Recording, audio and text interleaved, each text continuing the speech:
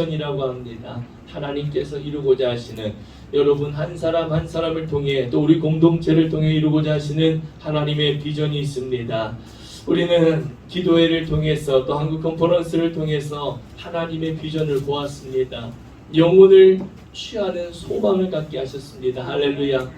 이 땅에 죽어가는 수많은 영혼들을 하나님의 영이 우리에게 임하여서 그 영혼을 취하고자 하는 소망을 우리에게 주셨습니다. 그러기에 우리는 끝까지 이 비전을 바라봐야 합니다. 절망 속에서도 고통 속에서도 꿈을 꾸는 여러분이 되길 축복합니다. 하나님의 주시는 그 비전을 이루어갈 수 있는 여러분이 될 수 있도록 꿈을 꾸시길 축복합니다. 여러분, 비전이 있는 사람은 낭망하지 않습니다. 하나님을 향한 믿음이 있는 사람은요, 포기하지 않아요. 하지만 비전이 없는 사람은, 믿음의 확신이 없는 사람은 늘 불행하게 살아갑니다. 여러분, 비전은 눈에 보이지 않는 것을 볼 수 있게 하는 것입니다. 할렐루야. 하나님이 하실 일을 눈에 우리는 보이지 않습니다. 앞으로 행하실 일을 우리는 보이지 않아요. 하지만 그것을 믿고 바라보게 하는 것이 바로 비전인 것입니다.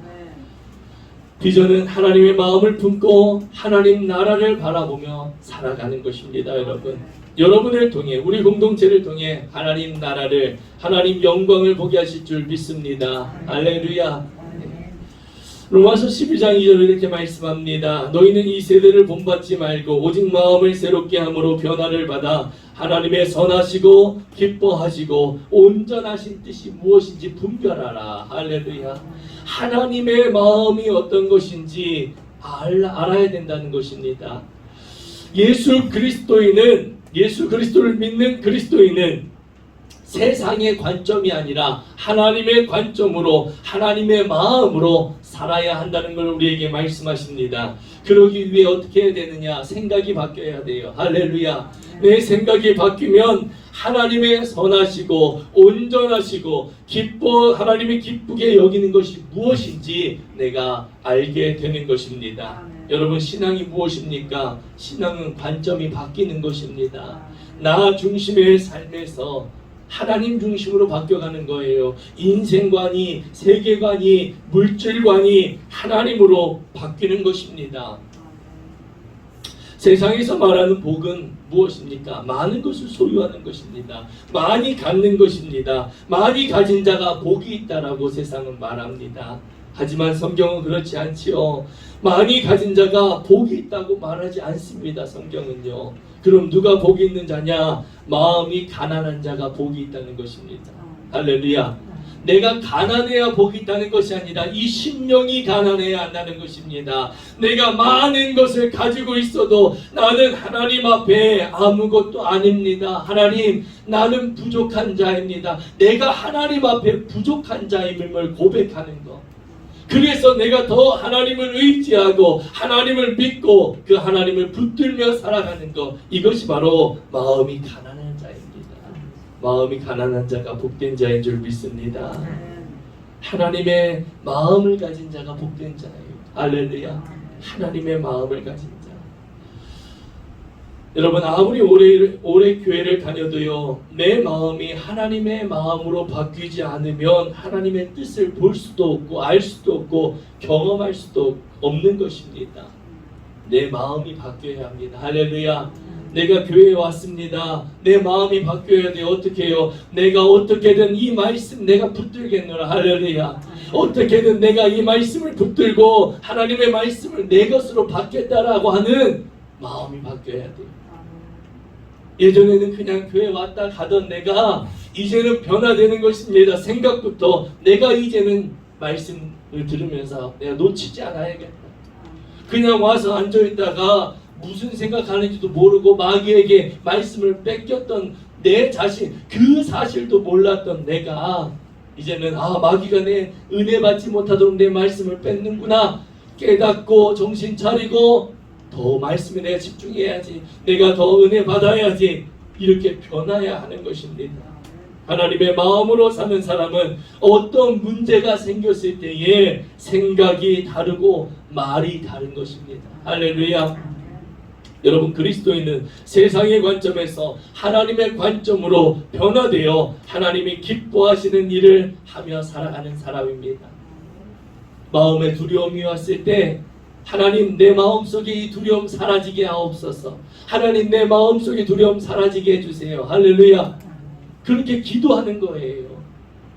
마음속에 어떠한 두려움이 찾아오면 이 두려움으로 내가 무서워하고 괴로워했던 내가 이제는 그 세상의 그 어떤 문제보다 더 크신 하나님을 믿고, 하나님, 이 문제 하나님이 함께 하심을 나는 믿습니다. 하나님이 이 두려움 사라지게 하실 것을 나는 믿습니다. 할렐루야.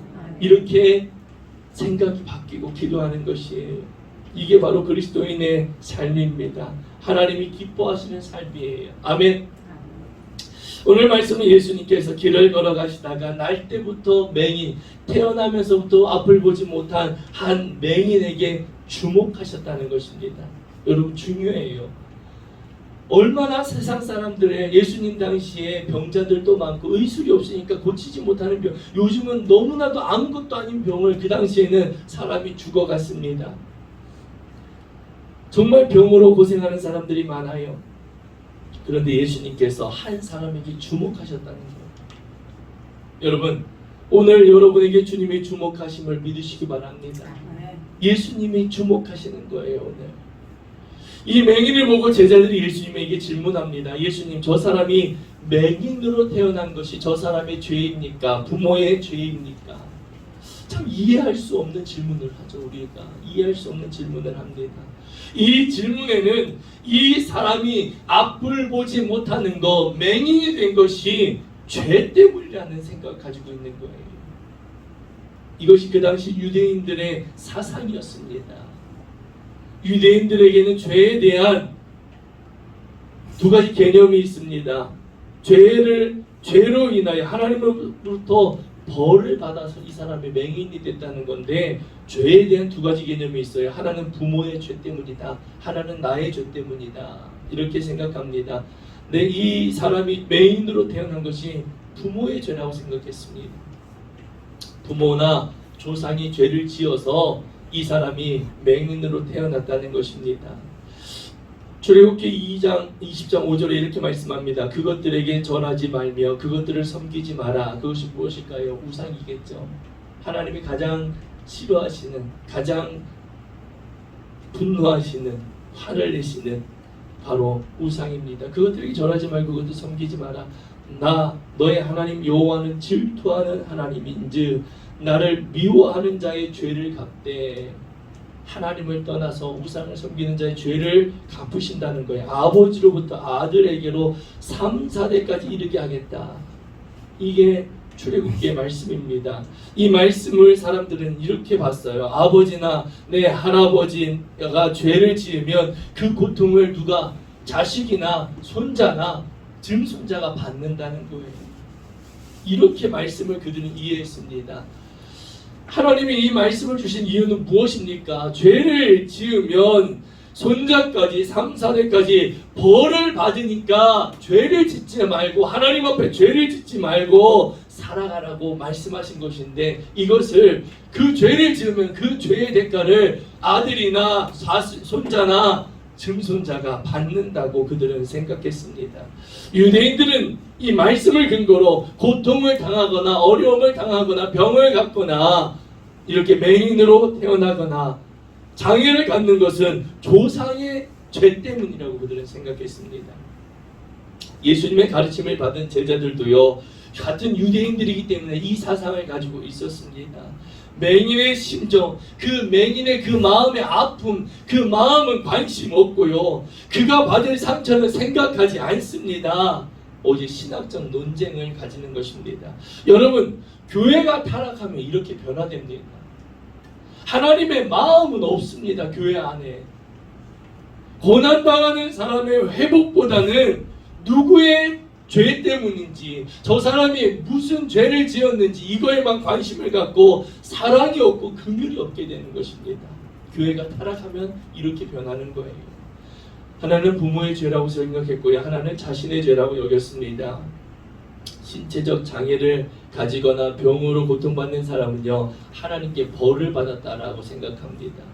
고통받는 사람들에게 죄책감을 갖게 하고 더 괴롭게 하는 거예요. 죄가 고난과 죽음을 가져오는 건 사실이에요, 여러분. 죄로 인하여 고난이 찾아오고 죽음이 있는 건 사실입니다. 하지만 모든 것이 항상 나의 죄 때문에 나에게 고난이 있다는 것은 아닙니다. 그런데 고난을 받으면 무조건 죄 때문이라고 말하는 사람들이 있어요. 아프면 너 당신 죄 때문에 그래, 회개해야 돼. 항상 이렇게 말하는 사람들이 있습니다. 쉽게 말하고 함부로 해석하면 안 되는 겁니다. 이런 생각을 가지고 있는 바리새인들은요, 고난을 당하는 사람들을 바라보면서 그들을 긍휼히 여기는 마음이 없습니다. 여러분, 하나님이 우리를 바라보는 마음이 무엇입니까? 긍휼이에요.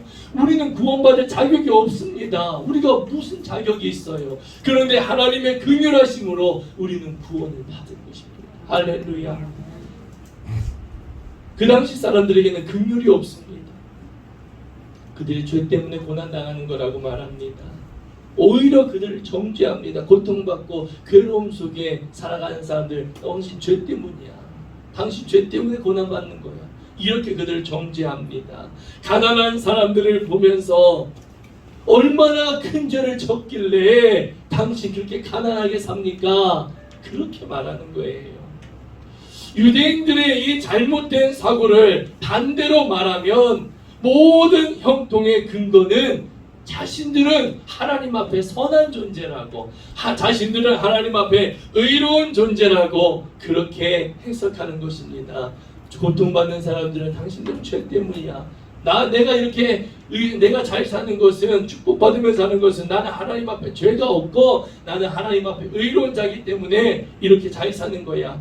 나는 의인이고 너는 죄인이라고 정죄하는 것입니다. 여러분, 이것이 교만이에요. 이것이 하나님 앞에 교만입니다. 오늘 예수님께서 질문한 사람은 바로 예수님의 제자입니다. 예수님의 제자들에게도 이런 바리새인들과 같은 이런 생각을 가지고 있었습니다.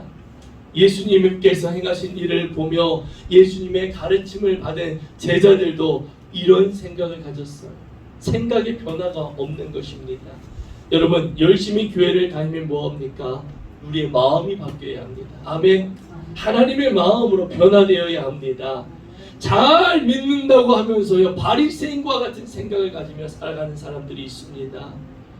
세상의 가치로 살아가면 안 됩니다, 여러분. 여러분, 정말 예수님을 믿으십니까? 정말 예수님을 믿으십니까?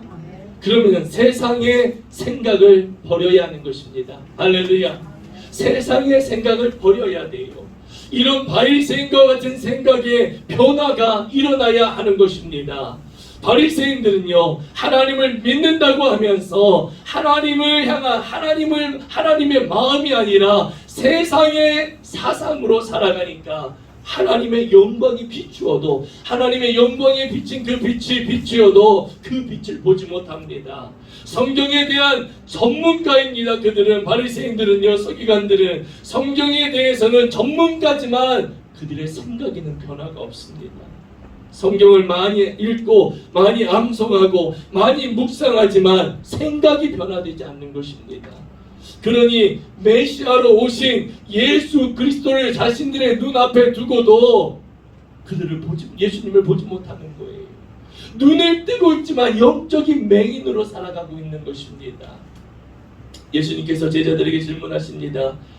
이 사람이나 그 부모의 죄로 인한 것이 아니라 그에게서 하나님이 하시는 일을 나타내고자 하심이라. 할렐루야. 뭐라고요? 하나님이 하시고자 하는 일을 나타내고자 하기 위함이라는 것입니다.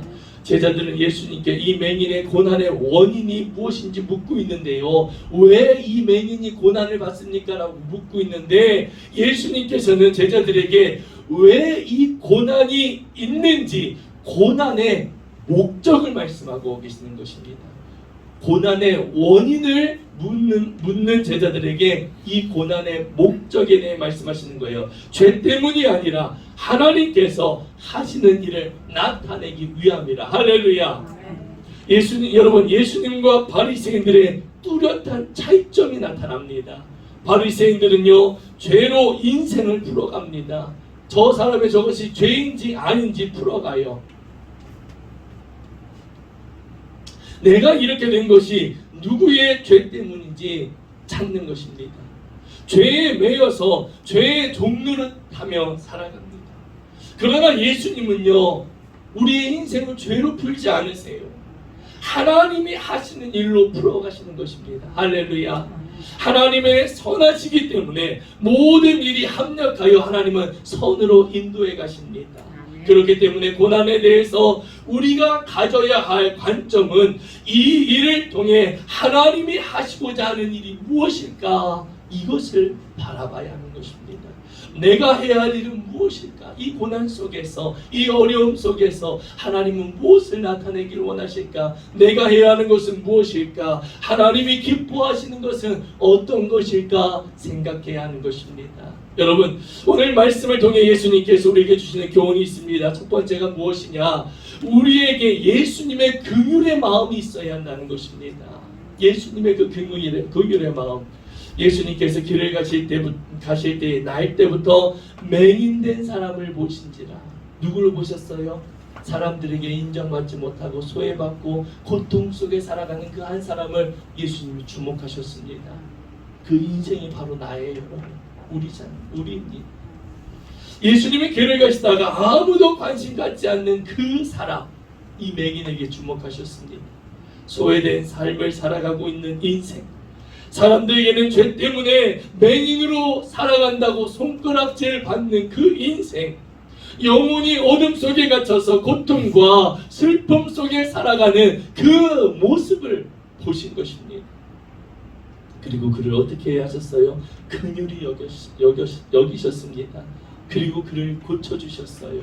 예수님의 능력을 나타내기 위한 것이 아니라 예수님의 그 긍휼하심 때문에, 그 사랑 때문에 그냥 지나치지 못하셨던 거예요. 우리에게도 예수님의 긍휼의 마음이 있기 원합니다. 우리를 그렇게 바라보고 계십니다. 예수님께서 마음 아파하시고 힘들어하고 괴로워하는 우리를 그냥 지나치지 못하시고 우리를 사랑으로 붙잡아 주시는 것입니다. 여러분, 우리가 예수님의 복음을 위해 살아가기 원합니다. 우리는 예수님의 복음을 위해 살아가야 합니다. 이것을 사역이라고 합니다. 우리는 사역자예요, 여러분. 예수님의 복음을 위해 살아가는 사람은 사역자입니다. 우리의 사역 중심에는 예수님께서 영혼들을 긍휼히 여기시는 그 마음, 긍휼함이 우리 안에 있어야 합니다. 그 긍휼함으로 죽어가는 자들을 위하여 기도하고 그들을 긍휼히 여기는 마음으로 예수님께 인도하고자 하는 마음이 우리 안에 생겨나는 것입니다. 예수님의 사랑을 그들에게 어떻게든 전하고자 하는 마음이 우리 안에 있는 거예요. 우리에게 주시는 교훈 첫 번째는 예수님의 긍휼한 마음을 가져야 한다는 것이고요. 두 번째로는요, 예수님의 관점으로 회복되어야 한다는 것입니다. 예수님의 관점으로, 세상의 관점이 아니에요, 여러분. 예수님께서 대답하시되 이 사람이나 그 부모의 죄로 인한 것이 아니라 그에게서 하나님이 하시는 일을 나타내고자 함이라. 하나님이 하시고자 하는 일을. 바리새인들은 고통을 죄의 문제로 보았습니다. 그래서 고통이 있으면 죄가 많다고 말합니다. 오늘날도 어떤 병이 생기면 어떤 병이 생기거나 문제가 생기면 죄 때문이라고 말하는 사람들이 있어요. 가정에 어려움이 생기면 죄 때문이라고 말하는 사람들이 있습니다. 모든 것을 죄로 해석하려고 합니다. 여러분, 그렇지 않습니다. 바리새인들은 고통 가운데 있는 사람들에게 죄를 묵상하게 하고 죄책감에 빠지게 만들었습니다. 예수님은 사랑이에요. 긍휼하심입니다. 그 사람을, 그 영혼을, 그 생명을 건지길 원하시는 것이 예수님의 마음이에요. 이 맹인은 자신이 맹인된 것을 뭐라고 생각했겠어요? 사람들이 그 소리를 들으면서 내 부모가 죄를 지어서, 내 할아버지 할머니가 죄를 지어서 이런 마음으로 살아왔을 것입니다. 그 마음에 뭐가 있었겠어요? 원망이 있었겠죠. 내 부모가 어떤 죄를 지었길래, 내 조부모가 어떤 죄를 지었길래 내가 이런 고통을 받고 살아야 하나. 그러나 예수님은 그에게서 하나님이 하시는 일이 얼마나 아름답고 놀랍고 크신지를 보고 계시는 것입니다. 할렐루야.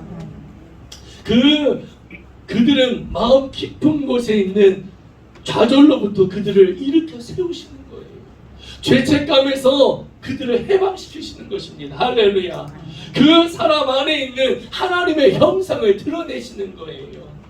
이 사람도 하나님의 영광을 드러내는 축복의 통로임을 깨닫게 하시는 것입니다. 할렐루야. 얼마나 놀라운 일이에요. 사람들이 관심받지 못하고 인정받지 못하고 사람 고통 속에 살아가는, 죄책감 속에 살아가는, 원망 속에 살아가는 그 사람에게서 하나님은 이 사람도 하나님의 형상을 가진 자라는 것을 드러내시는 것입니다. 여러분, 우리를 통해서도요, 하나님, 예수님은 그 하나님의 형상을 드러내십니다. 사랑하는 성도 여러분, 하나님께서는요, 오늘 여러분에게 말씀합니다. 하나님은 여러분을 통해 하나님의 영광을 나타내실 것이다. 할렐루야. 하나님은 우리를 통해 하나님의 살아계심을 증거하실 것을 믿습니다. 하나님의 하시는 일을 우리 공동체를 통해서 이루어 가십니다. 할렐루야. 사는 게 힘들다고 말하는 분들이 계십니다. 사는 게 힘들지만 포기해서는 안 됩니다. 여러분, 내가 사는 게 힘들어서 포기한다는 것은요, 세상의 시각을 가진 사람이에요. 하나님을 바라보는 영적인 시각이 아니라 세상의 시각으로 살아가는 사람입니다. 비전을 가진 사람은, 하나님의 비전을 가진 사람은요, 절망 가운데 꿈을 꾸는 사람입니다. 할렐루야. 내가 인생의 아주 낮은 밑바닥 속에 있을 때 하나님이 행하실 일을 바라보는 사람이 비전의 사람이에요. 성령께서 꿈을 꾸도록 도와주시는 것입니다. 할렐루야. 내가 그 고통 속에 살아가며 내 고통 속에 있을 때 그 크고 위대하신 힘 있으신 하나님을 바라보게 하시는 것입니다. 성령께서 그 하나님이 나의 인생에 함께 하실 것을 믿게 하시는 것입니다. 그것이 믿어지니까 그 고난을 이겨내게 되는 거예요. 할렐루야. 내가 그 하나님이 내 삶 속에 개입하실 것을 확신하게 되는 것입니다. 여러분, 하나님이 나를 통해 행하실 일들이 얼마나 아름다울지 한번 기대해 보세요. 여러분의 모습을 통해서 하나님이 함께 하시고 개입하시고 하나님이 붙드셔서 여러분을 통해 이 도시를 위해 축복하며 기도하게 하시고 여러분을 통해 이 지역에 죽어가는 영혼들을 살리실 그 일들을 기대하시기 바랍니다. 시각화하세요. 할렐루야. 하나님이 여러분을 통해 행하실 일을 바라보시기 바랍니다. 찬란한 빛이 내 앞에 있습니다. 하나님이 하시는 놀라운 찬란한 일이 내 앞에 놓여 있어요. 예수님의 관점으로, 하나님의 관점으로 우리 안에 회복되어지길 원합니다. 그래서 하나님이 하실 일을 바라보고 기대하는 여러분이 되기를 주님의 이름으로 축복합니다. 선하신 하나님의 영광을 우리가 바라보며 인내하며 기도하며 기대하며 나아가기를 원합니다. 우리에게 주는 세 번째 교훈은요, 예수님을 만나야 진정으로 회복이 일어난다는 것입니다. 예수님의 긍휼한 마음을 품어야 되고요, 그 다음에 예수님의 관점으로 우리가 바라봐야 되고, 예수님을 만날 때 우리가 진정으로 회복이 일어납니다. 7절에 이렇게 말씀합니다. 이르시되 실로암 못에 가서 씻으라 하시니, 실로암은 번역하면 보냄을 받았다는 뜻이라. 이에 가서 씻고 밝은 눈으로 왔더라. 할렐루야. 이 맹인은 예수님이 만나 주셨습니다. 아멘. 맹인이 예수님을 만난 게 아니에요. 예수님이 찾아와 만나 주셨습니다. 진정한 회복은 예수님을 만날 때 일어납니다. 할렐루야. 예수님은요, 단순히 위로하시는 분이 아니에요. 우리를 그냥 단순히 위로만 하시는 분이 아닙니다. 그 마음을, 내 상한 마음을 고쳐주십니다. 나의 연약함을 고쳐주십니다. 단순히 위로하시는 것이 아니에요. 눈을 뜨게 하시고 영적인 눈이 뜨여지게 하시고 우리의 인생을 바꿔주시는 것입니다. 예수님을 만난 사람은 기적의 주인공이 되어서 하나님의 영광을 선포하며 하나님 나라를 선포하며 살아가게 하시는 것입니다. 사랑하는 성도 여러분, 인생이 바뀌는 것은 내 노력이 아닙니다. 내 노력이 아니에요. 생명의 주인 되시며 빛 대신 예수님께 달려있는 것입니다. 그렇기 때문에 예수님을 바라보고 고백하는 여러분이 되시기 바랍니다. 예수님에게 고백하는 거예요. 예수님, 나의 영적인 눈이 뜨여지게 하옵소서. 내가 육적으로 세상적인 관점으로 살아가고 있는 내 모습을 회개합니다. 나의 영의 눈이 열려지게 하셔서 하나님의 뜻을 바라볼 수 있는 영적인 자가 되게 하옵소서. 나를 새롭게 고쳐주시고 나를 통해 하나님 영광 나타내 주소서. 할렐루야. 이렇게 주님 앞에 고백하며 기도해야 하는 것입니다. 예수님이 누구십니까? 예수님은 빛이십니다. 예수님이 내 안에 들어오시면 우리 인생의 관점이 달라질 줄 믿습니다.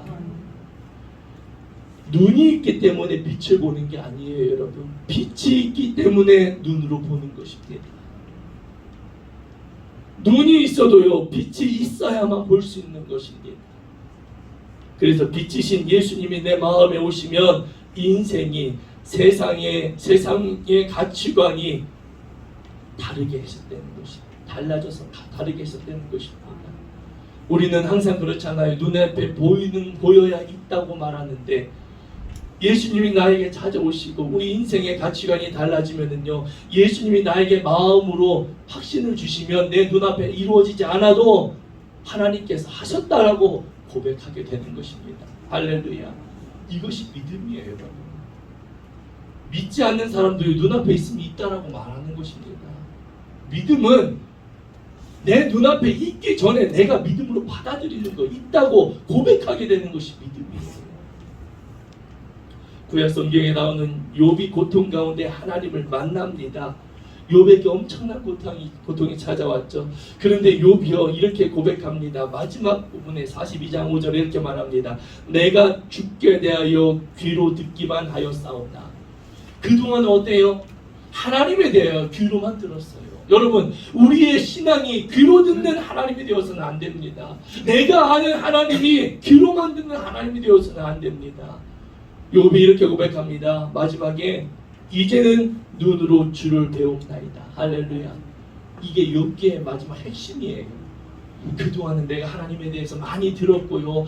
많이 들어서 그 하나님을 내가 알아왔는데 욥이 그 고통의 과정을 통해서 고백하는 것입니다. 그동안은 내가 하나님을 귀로만 들었는데 내가 이제 진짜 그 하나님을 만났습니다. 할렐루야. 우리의 삶의 고백이 있기 원합니다.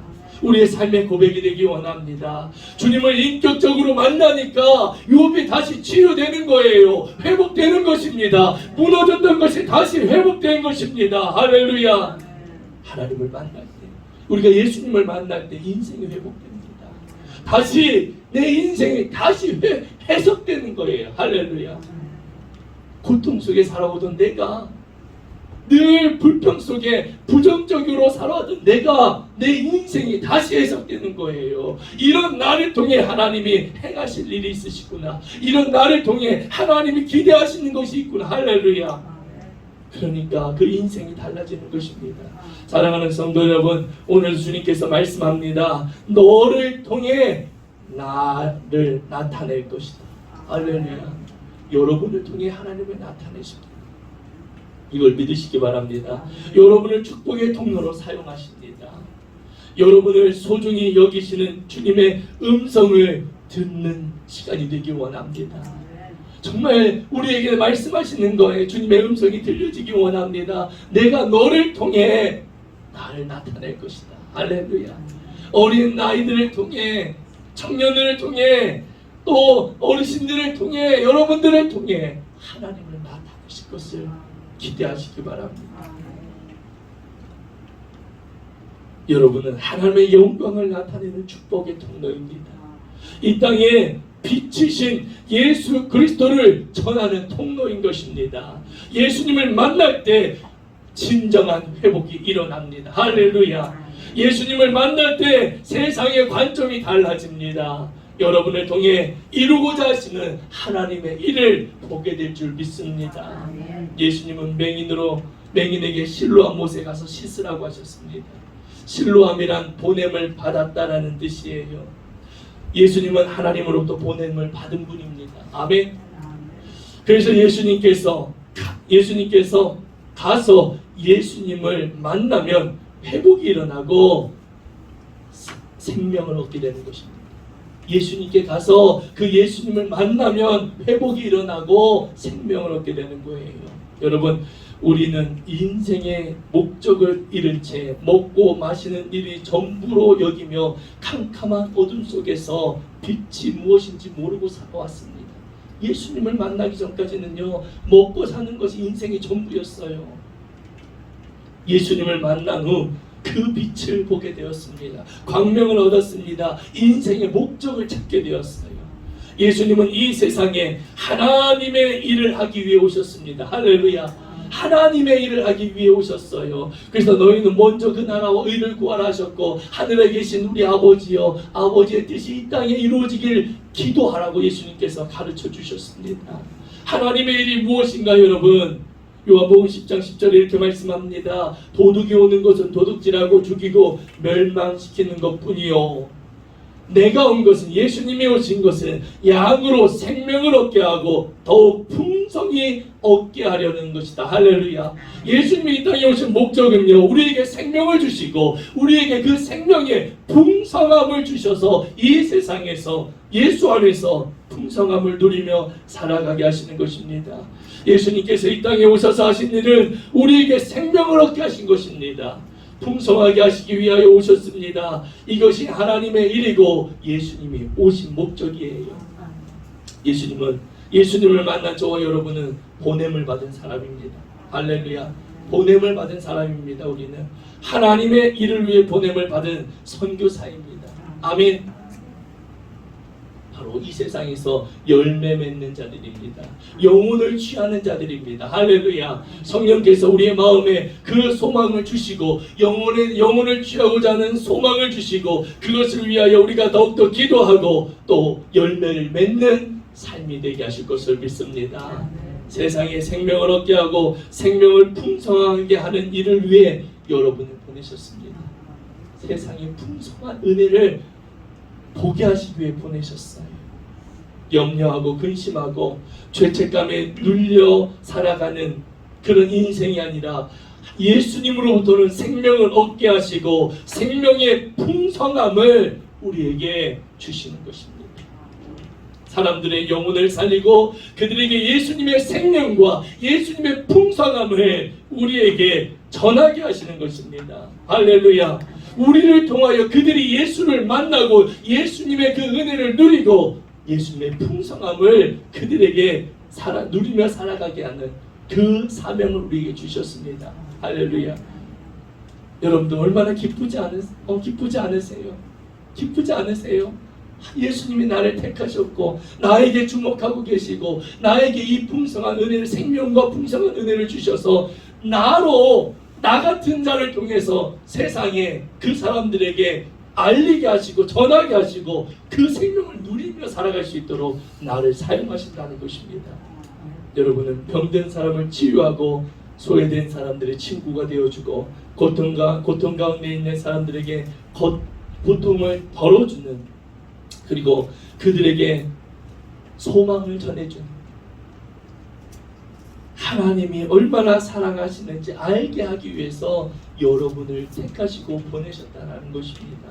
여러분 얼마나 큰 기쁨이에요. 나 같은 자를 하나님이 그렇게 택하셨다는 것입니다. 사랑하는 성도 여러분, 이것이 그리스도인으로서 이 땅을 살아가는 삶의 이유입니다.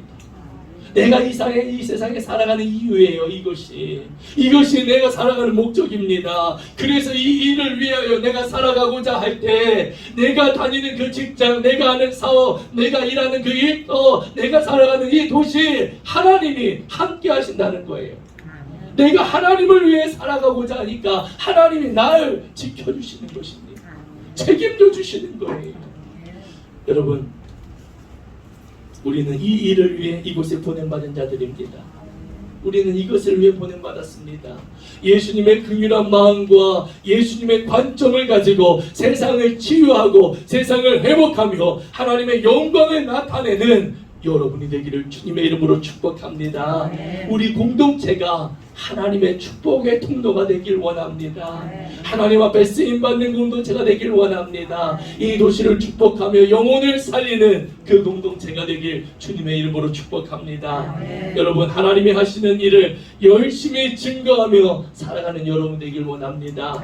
이 땅에서 하나님의 마음으로 복음을 전하며 살다가 주님 부르실 때에 주님 감사합니다, 나 같은 자를 사용해 주셔서 감사합니다, 아멘 하면서 천국 가는 여러분들이 되길 주님의 이름으로 축복합니다.